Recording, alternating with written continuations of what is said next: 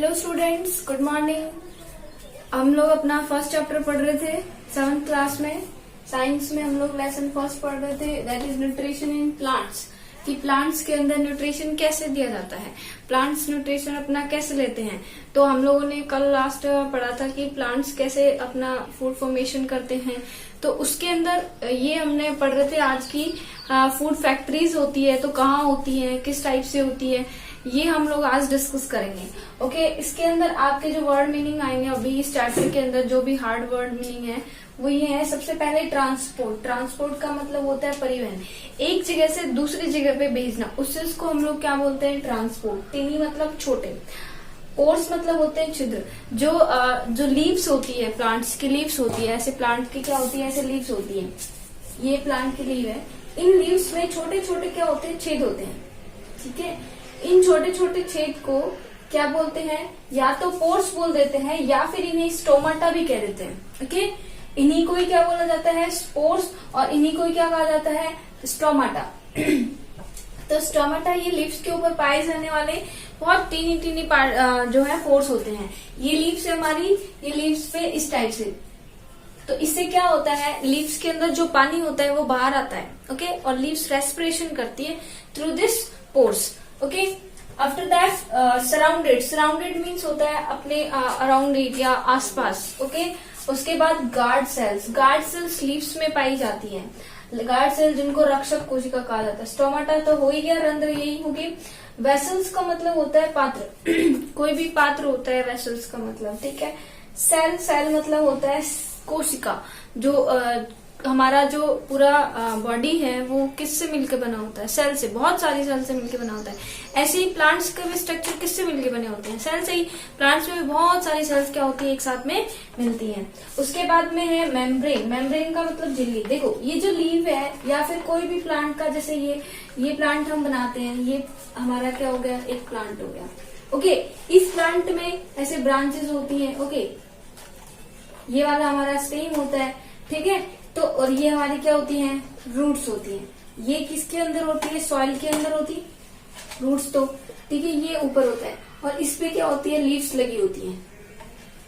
ठीक है, तो ये जो मेम्ब्रेन होती है, ये हर इस जो लीफ की एक जो सेल होती है, इस सेल के बाहर जो पाई जाती है वो क्या होती है, मेम्ब्रेन। न्यूक्लियस इस सेल के सबसे बीच में जो पाया जाता है वो होता है न्यूक्लियस। प्लांट सेल में न्यूक्लियस थोड़ा सा क्या होता है, साइड में होता है। ठीक है, और यहाँ पर वेसल्स का मतलब या तो पात्र, और इसको क्या बोला जाता है, रिक्तिका भी कहा जाता है। तो प्लांट सेल में बहुत बड़ी बड़ी रिक्तिका मीन्स मतलब जगह, स्पेस पाया जाता है। तो प्लांट सेल के अंदर वेसल्स बड़ी पाई जाती है। ओके, तो ये पूरा अपना फूड, ये जो प्लांट है, ये अपना प्लांट फूड कैसे बनाता है, इसकी फूड फैक्ट्री कहाँ है, ये सॉइल से अपना न्यूट्रिशन कैसे लेता है और ऊपर टॉप तक कैसे पहुंचाता है, ये सारा हम लोग आज डिस्कस करेंगे। ओके, तो now we start our chapter. Hello students, तो हमने यहाँ तक अपना चैप्टर जो था वो हमने कहाँ तक कंप्लीट कर लिया था। यहाँ तक हमने कंप्लीट कर लिया था कि प्लांट्स में भी कुछ फूड फॉर्मेशन करने की फैक्ट्रीज होती हैं क्या। तो आपको एक प्रोसेस पढ़नी है। हम अपना नया टॉपिक स्टार्ट करते हैं, विच इज फोटोसिंथेसिस। फोटोसिंथेसिस क्या होती है, food making process in plant. ये क्या होती है, food making processes. Food making process है, प्लांट्स में कैसे फूड क्या होता है, फॉर्मेट होता है। Leaves are the food factory of the plant. तो अभी तक जो हम लोग पढ़ रहे थे कि क्या पढ़ रहे थे, कि जो प्लांट की फूड फैक्ट्री क्या होती है, प्लांट की फूड फैक्ट्री क्या होती है, तो प्लांट की फूड फैक्ट्री क्या होती है, leaves are the food factory of the plant. तो ये आपको इम्पोर्टेंट नोट करना है। Therefore all the raw materials must reach the leave. तो मतलब जो भी हमारा रॉ मटेरियल है वो प्लांट्स के लीफ तक क्या होना चाहिए, पहुंचना चाहिए। Water and minerals present in the soil. जो भी सॉइल के अंदर, देखो हम लोग का ये हम लोग पेड़ बनाते हैं, ठीक है, ये हमने पेड़ बनाया, इसमें ये क्या होती हैं, रूट्स होती हैं। ठीक है, यहाँ पे अब देखो, यहाँ पे लीव्स है, ऐसे यहाँ पे लीव्स है और यहाँ पे लीव्स है। ठीक है, यहाँ पे लीव्स है। अब आप मुझे बताओ, जो भी यहाँ पे सॉइल के अंदर इंग्रेडिएंट प्रेजेंट होगा, अब सॉइल के अंदर मान लो जो भी इंग्रेडिएंट्स है, यहाँ पे ये सॉइल के अंदर मान लो इंग्रेडिएंट्स है, ठीक है। अब ये इंग्रेडिएंट्स यहाँ से लेके कहाँ तक पहुंचना चाहिए, लीव्स तक। तभी तो क्या होगा भाई, हम लोग अपना जो किचन होता है हमारा फॉर्मेशन करने का, जो हम लोग खाना बनाते हैं, तो हम लोग सारा सामान खाने का कहाँ, किचन में ही लेके जाते हैं ना। तो ऐसे इसका यहाँ पर क्या है, लीव्स है, फूड फैक्ट्री। फूड फैक्ट्री क्या है, लीव्स। तो जितने भी हमारी रॉ मटेरियल हैं वो सारे रूट से लेके कहाँ तक पहुंचने चाहिए, लीव्स तक। तो क्या है, present in the soil are absorbed by roots. तो रूट्स के द्वारा क्या कर ले जाते हैं, absorbed, and transported to the leaves. और लीव्स तक वो क्या करते हैं, ट्रांसपोर्ट। ट्रांसपोर्ट का मतलब क्या होता है, परिवहन। तो परिवहन करते हैं, ट्रांसपोर्ट करते हैं, ठीक है। Carbon dioxide from air is taken in through the टिनी pores present on the surface of leaves. जो कार्बन होते हैं वो इसके अंदर क्या बताया गया आपको कि carbon dioxide from air is taken in through the टिनी processes present in the surface of leaves. मैंने आपको अभी पढ़ाया था, तब भी बताया था कि जो ये हमारी लीव्स होती है, इस लीव्स पर क्या होते हैं, ऐसे छोटे छोटे पोर्स होते हैं। इन पोर्स के द्वारा ये जो कार्बन डाइऑक्साइड होती है ये क्या हो जाती है, लीव्स के अंदर एंटर होती है। These pores are surrounded by guard cells। ये जो पोर्स होते हैं, ये पोर्स किसके द्वारा सराउंडेड होते हैं, गार्ड सेल्स के द्वारा सराउंड होते हैं। सच पोर्स आर कॉल्ड स्टोमाटा। तो इन पोर्स को क्या कहा जाता है, स्टोमाटा, जिसको हम लोग हिंदी में क्या बोलते हैं, छिद्र, ठीक है, स्टोमाटा कहा जाता है। अब देखो, बुजो want to know how water and mineral absorb by root reach to the leaves. अब बुजो क्या सोचता है, ये बुजो सोचता बड़ा है।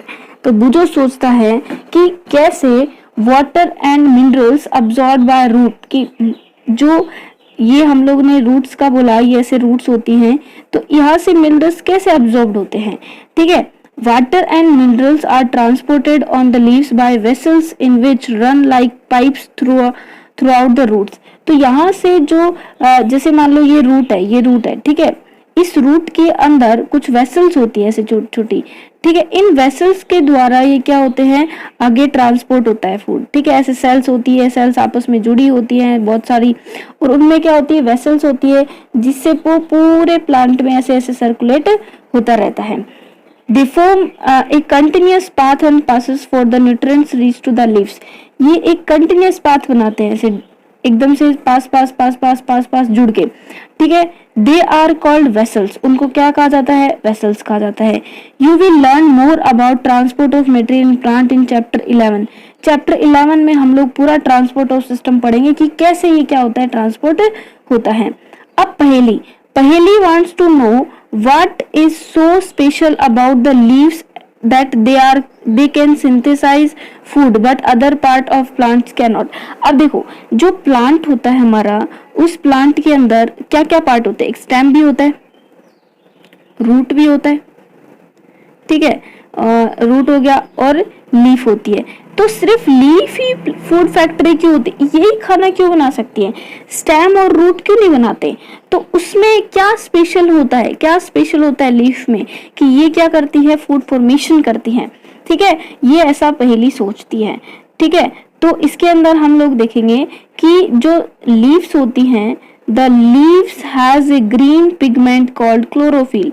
ये आपकी सबसे इंपॉर्टेंट लाइन है कि लीव्स में क्या होता है, क्लोरोफिल होता है, ग्रीन पिगमेंट होता है, कौन सा, chlorophyll. It help leaves to capture the energy from the sunlight. ये जो क्लोरोफिल होता है, यहाँ से जो आपका सन होता है, उस सन से जो भी लाइट होती है, इस लीफ के जो क्लोरोफिल से वो क्या कर ली जाती है, कैप्चर कर ली जाती है। This energy is used to synthesise और prepare food from carbon dioxide and water. Since synthesis of food occur in the presence of sunlight। तो ये जो आपकी सनलाइट आई, इस सनलाइट के कारण ये जो लीव्स है उसमें जो CO2 है, ठीक है, उस CO2 जो बाहर से आई थी, ठीक है, और यहाँ पर क्या होता है, वाटर होता है, जिससे वो क्या होती है, क्या बना लेते हैं, फूड बना लेते हैं, जिससे वो क्या बना लेते हैं, फूड बना लेते हैं। तो इट मीन्स जो फोटोसिंथेसिस प्रोसेस, जो फूड फॉर्मेशन की जो प्रोसेस होती है, उसके लिए हमें क्या जरूरत होती है, लाइट की जरूरत होती है, सन लाइट की जरूरत होती है। ठीक है, it is called the photosynthesis. तो ये जो प्लांट में जो फूड फॉर्मेशन की जो प्रोसेस होती है उसको फोटोसिंथेसिस कहा जाता है, जिसमें जो फोटो का मीन्स होता है लाइट, फोटो का मीन्स क्या होता है, लाइट, और सिंथेसिस का मतलब होता है टू कंबाइन, यानी जुड़ना। ठीक है, so we find that chlorophyll, sunlight, carbon dioxide and water are necessary to carry out the process of photosynthesis। तो हमें क्या लिखना है कि फोटोसिंथेसिस के लिए सबसे जो इम्पोर्टेंट जो पिगमेंट होते हैं वो क्या क्या है, मतलब इम्पोर्टेंट जो इंग्रेडिएंट्स हैं जैसे हम बोल सकते हैं वो क्या क्या होते हैं। तो फोटोसिंथेसिस के लिए जो क्या क्या जरूरी होता है, chlorophyll, sunlight, carbon dioxide and water, ये नेसेसरी होते हैं टू प्रोसेस फोटोसिंथेसिस। तो ये आपको फोटोसिंथेसिस अच्छे से याद करना है। It is unique process on the earth, ये अर्थ पे एक यूनिक प्रोसेस है। The solar energy is captured in the leaves and stored in the plant to form a food. जो भी सोलर एनर्जी होती है वो क्या कर ली जाती है, लीव्स में स्टोर कर ली जाती है। Thus, sun is the ultimate source of energy for all living organism। यानी देखो हमें भी लाइट कहाँ से मिल रही है, सन से। ठीक है, और प्लांट को भी लाइट कहाँ से मिल रही है, सन से। ठीक है, तो जो सन होता है हमारा वो अल्टीमेट सोर्स होता है सभी के लिए, जितने भी लिविंग ऑर्गेनिज्म हैं, ऑल लिविंग ऑर्गेनिज्म के लिए एक अल्टीमेट सोर्स होता है। इतना समझ आया आप लोगों को। उसके बाद हम लोग देखते हैं, Can you imagine life on earth in the absence of photosynthesis? देखो अगर फोटोसिंथेसिस नहीं होगा तो आप इमेजिन कर सकते हो अपनी लाइफ को। देखो फोटोसिंथेसिस से क्या होता है, प्लांट क्या बनाते हैं, फूड, और प्लांट फूड बनाते हैं तभी तो प्लांट क्या करते हैं, ग्रो, और प्लांट ग्रो करते हैं तभी हमें प्लांट से क्या मिलता है, हमारा फूड। तो अगर मान लो इसने फोटोसिंथेसिस से क्या हुआ, फूड बना प्लांट का, उस प्लांट के फूड से वो ग्रो हुआ, ग्रो होने के बाद हमारे लिए फूड मिला। तो अगर उसने फोटोसिंथेसिस ही नहीं किया तो फूड बनेगा क्या, नहीं बनेगा। बताओ वो ग्रो होगा क्या, नहीं ग्रो होगा। तो हमें फूड मिलेगा क्या, नहीं मिलेगा। यानी कि अगर प्लांट की फोटोसिंथेसिस प्रोसेस नहीं होती है तो वो हमारे लिए भी क्या होती है, हार्मफुल होती है। After that, in the absence of photosynthesis,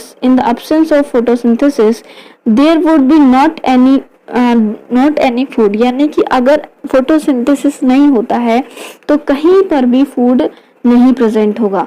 The survival of almost all living organisms directly or indirectly depend upon the food made by the plant। जो प्लांट जो फूड बनाता है उसी पर जितने भी ऑल लिविंग ऑर्गेनिज्म होते हैं वो डिपेंड होते हैं। Besides oxygen, which is essential for the survival of all organism, is produced during the photosynthesis।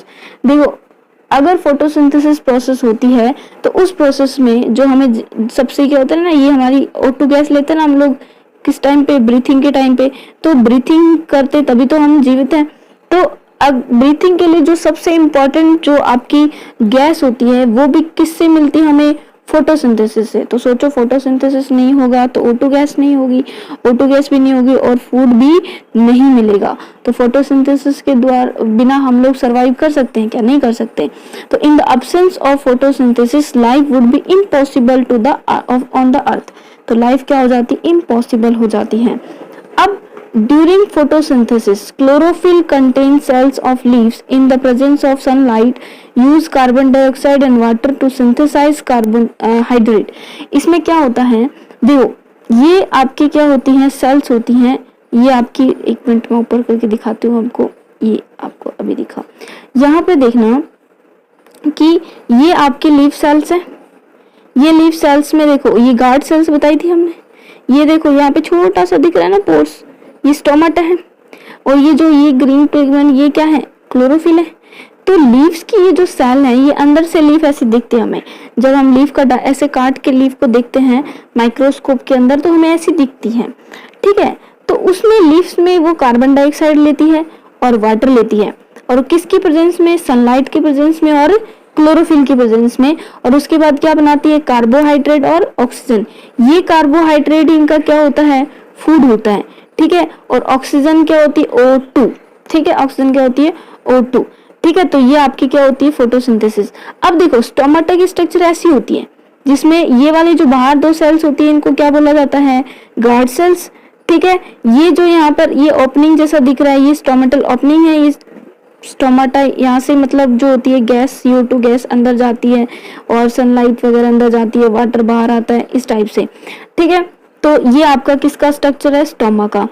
Okay, उसके बाद आपको करना है, ये देखो ये हमारा कोई भी पेड़ है, इसमें ये लीफ है, ये आपकी लाइट एनर्जी सनलाइट है, यहाँ से कार्बन डाइऑक्साइड जाएगी और बाहर क्या निकलेगी, ऑक्सीजन, ठीक है। ये क्लोरोफिल प्रेजेंट होता है लीफ में, और सॉइल से क्या मिल जाएगा, उसे वाटर और मिनरल मिल जाएगा।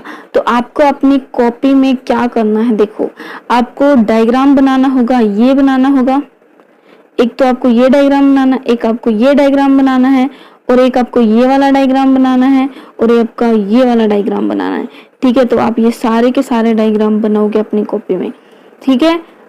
फिर उसके बाद देखिए,